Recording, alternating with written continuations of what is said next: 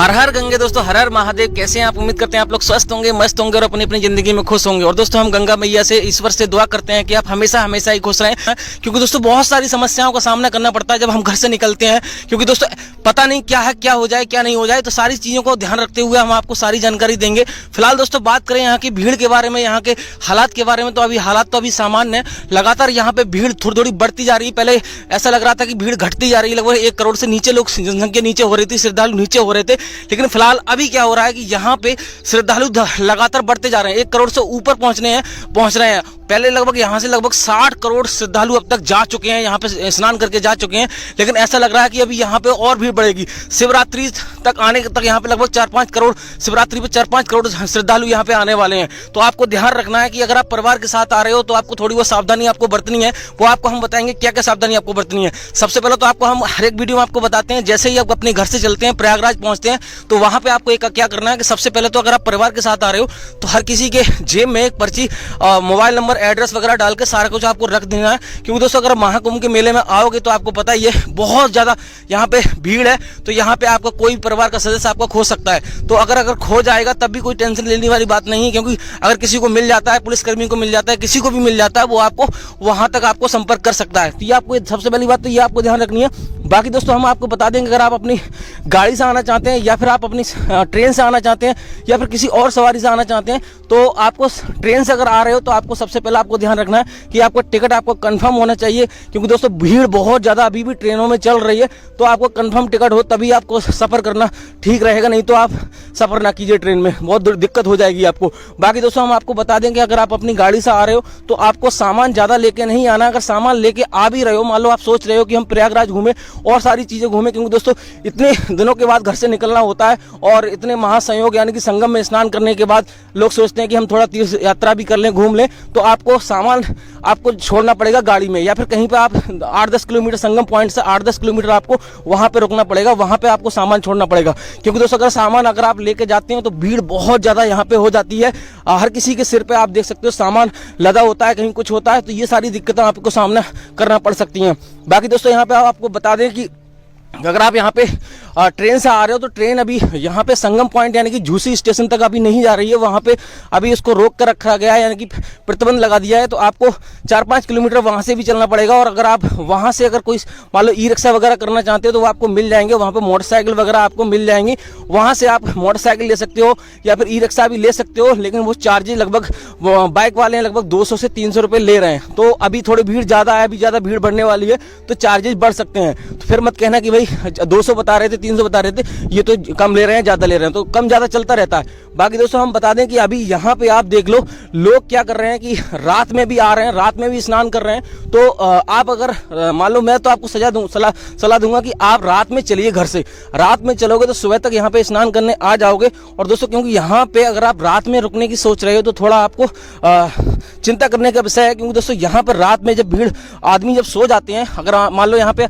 आप कहीं पे ठहर रहे हो और उसमें अगर मान लो भगदड़ मच जाती है तो दिक्कत थोड़ी हो जाती है। तो आपको ये ध्यान रखना है कि अगर मैं तो यही कहूँगा कि आप सुबह ही यहाँ पे आ जाओ, लगभग 4-5 बजे यहाँ पे आ जाते हो तो सुबह ही स्नान कर लीजिए, उसके बाद यहाँ पे दान पुण्य कीजिए, उसके बाद यहाँ पे फ्री में भोजन कीजिए। हम आपको बताएंगे कि यहाँ पे कहाँ पे आपको फ्री में भोजन करना है, कहाँ पे आपको रहना है। और दोस्तों बात करें यहाँ पे अगर आप परिवार के साथ आ रहे हो, आप माता बहनें आपके साथ आ रही हैं, तो आपको एक चीज याद रखना है कि जब भी अगर यहाँ पे आप मान लो स्नान कर रहे हो, वहाँ पे कपड़े चेंज वगैरह कर रहे हो, तो आपको एक चीज का विशेष ध्यान रखना है कि ऐसी नॉर्मली यहाँ पे किसी प्रकार से आप चेंज ना कीजिए। क्योंकि यहाँ पे लोग वीडियो बनाते रहते हैं तो वहाँ पे फोटो जा जाती है तो लीक होने का खतरा रहता है। तो आपको इन चीजों को ध्यान रखना है। यहाँ पे जगह जगह चेंजिंग रूम बने हुए हैं, वहाँ पे आप चेंज कर सकते हो। बाकी दोस्तों अगर आप सरकारी चेंजिंग रूम आपको नहीं मिल रहे हैं तो आपको प्राइवेट 10 रुपए देकर भी वहाँ पे चेंजिंग रूम यानी कि आपको मिल जाएंगे। तो इन चीजों को आपको विशेष ध्यान रखना है। बाकी दोस्तों हम बता दें कि अभी रैन बसेरा की बात काफी लोगों ने कमेंट किया था कि हम कहाँ पे रुकेंगे, कहाँ नहीं रुकेंगे। तो हम बता दें आपको कि यहाँ पे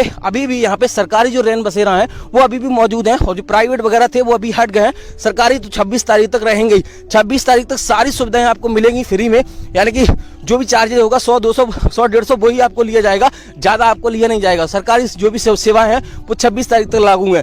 कोई भी, और काफ़ी लोगों का कमेंट ये भी है कि क्या ये मेला आगे बढ़ने वाला है, तो दोस्तों आगे नहीं बढ़ेगा, क्योंकि दोस्तों यहाँ पे जो लोकल के यहाँ के लोग हैं वहाँ पे बहुत ज़्यादा उनको दिक्कत हो रही है, लगातार यहाँ पे भीड़ बढ़ रही है और इतने दिन से मेला चल रहा है, तो आप समझ सकते हो ना तो वो कोई काम कर पा रहे हैं, नहीं कुछ कर पा रहे हैं, तो ये समस्या हो रही है। तो मेला आगे नहीं बढ़ेगा, लास्ट 26 तारीख है, आप 26 तारीख तक यहाँ पे स्नान कर लीजिए। और शिवरात्रि की बात करें तो यहाँ पे शिवरात्रि पे भीड़ आपको बढ़ने वाली है, तो अगर शिवरात्रि पे अगर आना चाहते हो तो थोड़ी सावधानी आपको और बरतनी है दोस्तों, क्योंकि दोस्तों यहाँ पे महत्व जो शिवरात्रि का है वो बहुत ज़्यादा होता है। क्योंकि दोस्तों हर कोई शिवरात्रि पे तो नॉर्मल गंगा में भी स्नान करने लोग जाते हैं, वहाँ से जल भर के लेकर आते हैं, तो वो ज़्यादा यानी कि वहाँ भीड़ ज़्यादा बढ़ेगी। क्योंकि दोस्तों हम अपने पाप पुण्य धोना चाहते हैं, हर कोई अपने जीवन में पाप करता है। क्योंकि दोस्तों चाहे ऋषि मुनि चाहिए, कोई संत सही, कैसे भी सही, हम अनजाने अनजाने में पाप कर ही बैठते हैं। तो आपको ध्यान रखना है कि आप शिवरात्रि पर अगर आने की सोच रहे हो तो थोड़ी भीड़ का सामना तो आपको करना ही पड़ेगा। परिवार के साथ आ रहे हो तो मैंने आपको बता दिया कि पर्ची वगैरह उनकी जेब में डाल दें और एक रस्सी वगैरह लेकर आए दोस्तों। यहाँ पे ग्रुप में भी आप चल सकते हैं, क्योंकि दोस्तों यहाँ पे भीड़ लगातार बढ़ती जा रही है। सॉरी, माफ़ी चाहता हूँ, मेरी यहाँ फ्यूल रही है, क्योंकि दोस्तों यहाँ पे आपको लगातार मैं अपडेट देता जा रहा हूँ जो भी यहाँ के जो हालात हैं। और बात करते हैं दोस्तों यहाँ पे क्या दिक्कत हो रही है लोगों को कि मान लो गंगा में स्नान करा जा रहा है, कोई यमुना में स्नान किया जा रहा है, क्योंकि दोस्तों उन लोगों को पता ही नहीं है कहाँ पे स्नान करना है, कहाँ नहीं करना है। क्योंकि हर कोई चाहता है कि हम संगम में स्नान करें, अपने पापों को धोएं, पुण्य प्राप्त करें, मोक्ष की प्राप्ति करें, तो उन लोगों को पता ही नहीं है कहाँ पे संगम है। मैं आपको बता दूं, संगम में जाने के लिए आपको सबसे बेस्ट तरीका यह है कि आप संगम द्वार से ही जाइए, वहाँ से आपको सीधा आपको संगम पॉइंट पे आपको ले जाएगा। तो इन चीज़ों को आपको ध्यान रखना है। बाकी दोस्तों आप अरेल घाट से आते हैं तो वहाँ पे आपको बोटिंग वगैरह भी चल रही है, लेकिन वो बात अलग है कि आपकी चार्जेज आपको ज़्यादा दिए जा रहे हैं। वहाँ पे चार्जेज आपको लगभग अगर आपको मान लो अपने परिवार के साथ जा रहे हो तो लगभग अब तो पहले तो लगभग 2-3 हज़ार में ही काम चल जाता था, लेकिन अभी अकेले लोग अगर आप अकेले हो तब भी आपको 1000-2 हज़ार आपको देने पड़ेंगे, तो वो चार्जेज यहाँ पे ज़्यादा ले रहे हैं। बाकी दोस्तों बात करें कि अगर आप झूसी स्टेशन से आ रहे हो तो वहाँ से आप बाइक ले सकते हो, मैंने आपको बता ही दिया 200 रुपये चार्ज लगेगा और चुंगी तक आपको छोड़ देगा। तो और दोस्तों बात करें यहाँ पे मान लो और चीज़ आपको क्या ध्यान रखनी है, खाने की बात करें तो यहाँ पे जगह जगह भंडारे अभी भी चल रहे हैं, लेकिन झूसी की तरफ जो भंडारे थे वो अभी बंद हो गए।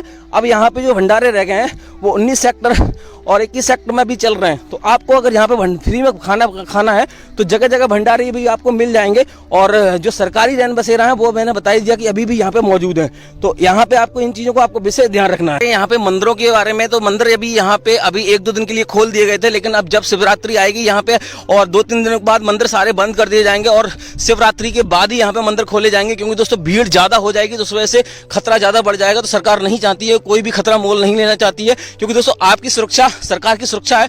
आप जो हमारे सुरक्षित रहेंगे तो सब कुछ ठीक रहेगा दोस्तों, क्योंकि आप अपना ख्याल रखोगे तो बेहतर रहेगा। तो इस वजह से हम आपको लगातार अपडेट देते जा रहे हैं कि यहाँ पे आपको सावधानी तो आपको बरतनी होगी अगर आप यहाँ आने की सोच रहे हो, क्योंकि दोस्तों यहाँ पे लगातार भीड़ बढ़ती जा रही है।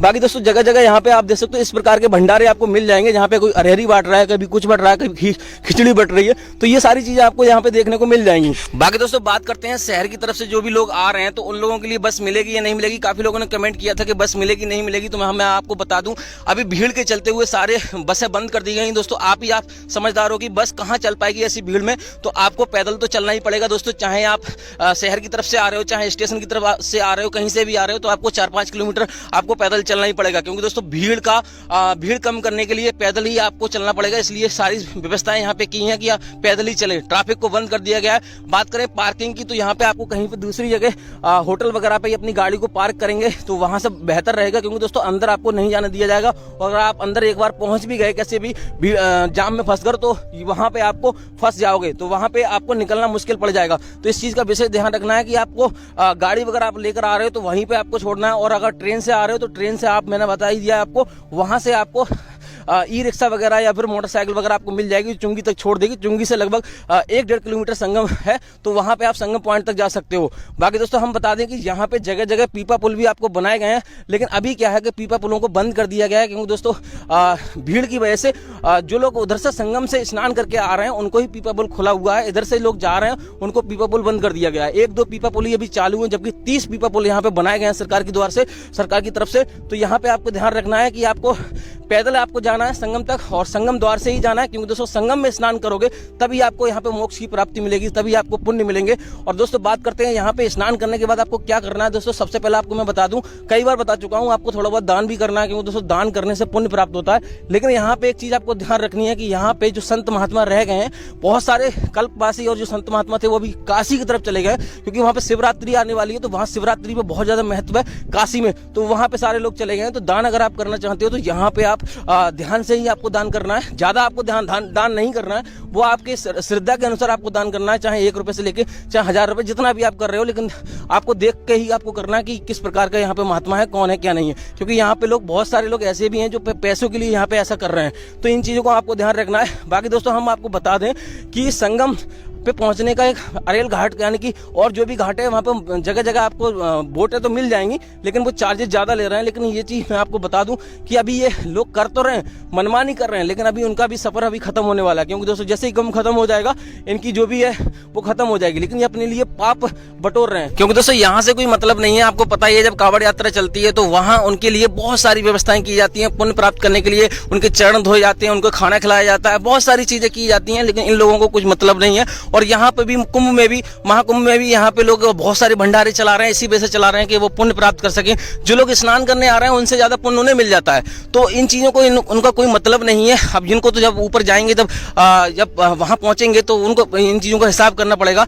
तो इन चीजों को ये लोग बिल्कुल भी कर रहे हैं। तो अब मेरा तो यही कहना है कि इन लोगों के लिए आप इग्नोर करो, जो भी हो रहा है करने दो। आप जो पुण्य प्राप्त करने आ रहे हो आपको पुण्य मिलेगा, आप जो करोगे आपको मिलेगा। और यहाँ पे आपको मैं बता दूं कि मान लो अनिल अंबानी है और बड़े बड़े यहाँ पे लोग अभी स्नान करने आए थे, तो क्या उनको पुण्य, क्या वो गरीब, वो क्या उनके पास कम पैसा है? उनके पास बहुत सारे पैसा है। लेकिन दोस्तों पैसे से ही कुछ नहीं होता, पैसा ही हमारे जीवन में कुछ नहीं है।